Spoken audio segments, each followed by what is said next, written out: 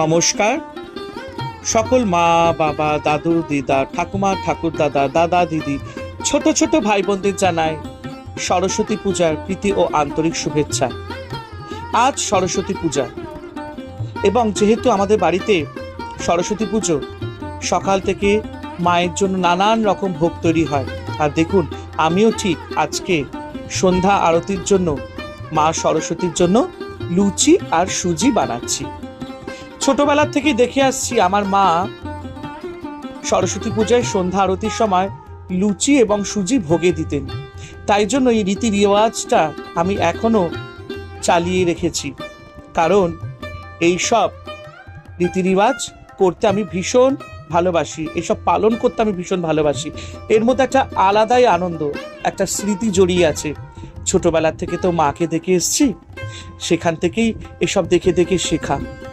আর দেখুন, আমি সন্ধ্যা আরতির জন্য খুব সাধারণভাবে আমার মতো করে আমি মায়ের আরতি করব। তার জন্য আমি মাকে লুচি আর সুজি দিয়ে ভোগ নিবেদন করেছি। খুব ভালো লাগে সরস্বতী পুজো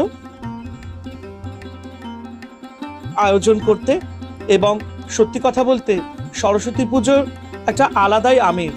এখনকার দিনে সেই আমেজটা পাওয়া যায় না। এবং ছোটবেলা থেকে যা নিয়ম কানুন আমার মা বাবা ঠাকুমা ঠাকুরদাদারা করে এসছে, সেটাই আমি এখন সাধারণভাবে আমার মতন করে পালন করে যাচ্ছি।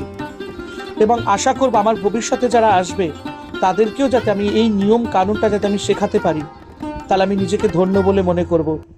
মা সরস্বতীর কৃপা যাতে আমার বাড়িতে সবসময় যাতে থাকে, যাতে আমি কাজে কর্মে ভালোভাবে, যাতে আমার কর্তব্য আমার কর্মটা যাতে ভালোভাবে করতে পারি।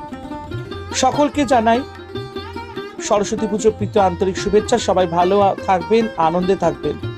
ভিডিওটি অবশ্যই শেয়ার করবেন, কমেন্ট করবেন, এবং ঈশ্বরের কাছে আপনাদের জন্য মঙ্গল প্রার্থনা করি, যাতে আপনারাও যাতে ভালো থাকেন, আনন্দে থাকেন। জয় মা সরস্বতী মায়ের জয়। সবাই ভালো থাকবেন, আনন্দে থাকবেন। নমস্কার।